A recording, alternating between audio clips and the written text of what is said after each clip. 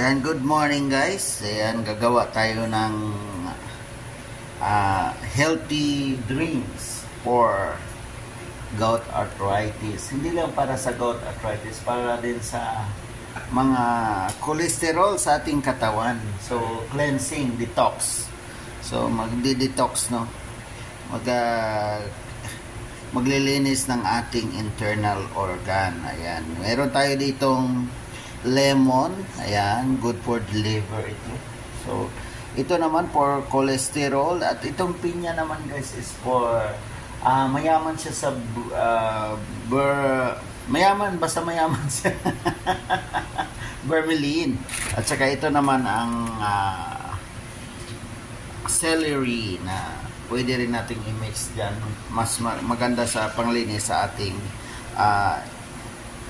katawan, sa ating internal organ. So, ayan, tara, simulan na natin. Ayan na guys, na-slice na ang ating lemon, celery, at pinya. Ayan, ang pipino na mayaman sa phosphorus na nagpapatalino.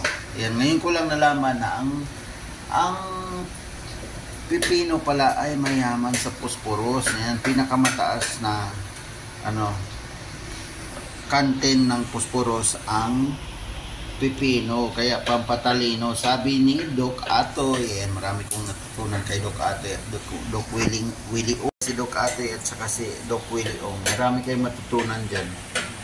Yan. So tara, mag-blender na tayo. Lagay ko na sa blender.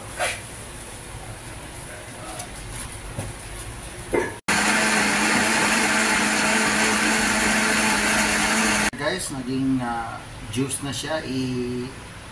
Salain na naman natin siya, no?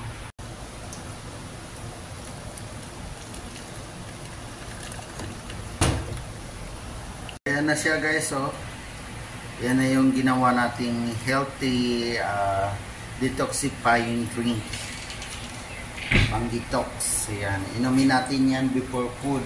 Pwede rin after food kasi ang sabi ni Doc Atoy, pag mga acid gaya ng dapat may laman ang tiyan, gaya ng kalamansi.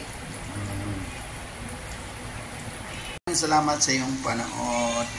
Thank you so much.